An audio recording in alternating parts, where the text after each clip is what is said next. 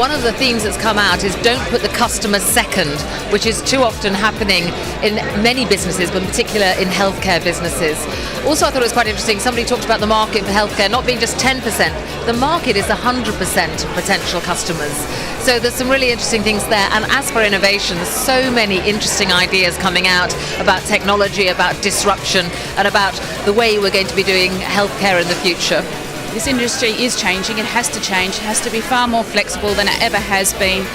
We have a healthcare system that just through changing demographics is not coping particularly well, and the independent sector can complement but not compete with the NHS. I was amazed at how the digital technologies are changing the way in which we deliver healthcare. And I think what I've learned and what I'm going to take home is that I think I need to go back and help colleagues change their strategies because of what we've learned this morning at this very important conference.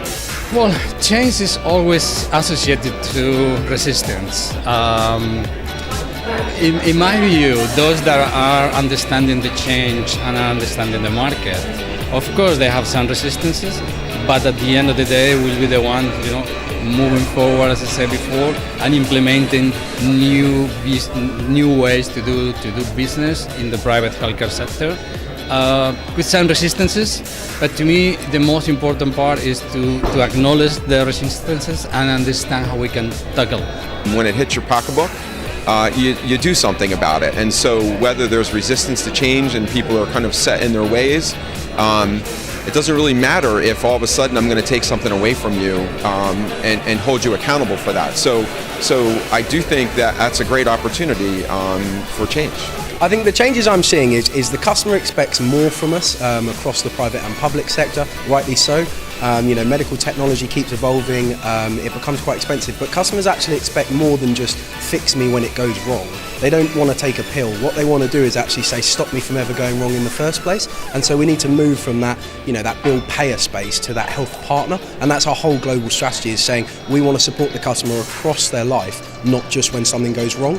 I'm seeing that. We're definitely getting there. I think we're leading the field in getting there, but we're not there yet. And I think a lot of people are lagging behind. I've been in the industry 30 years. This is probably the biggest time of change in this industry that's ever happened.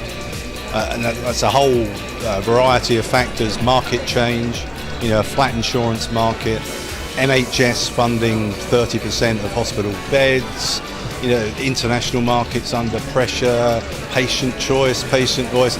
There's a lot of stuff going on. I think our message to the attendees was, if you don't like change, you need to get out the market. If you can respond to change, if you can really get on top of what's happening with technology, the market and the customer and so on, then there's some stunning opportunities out there.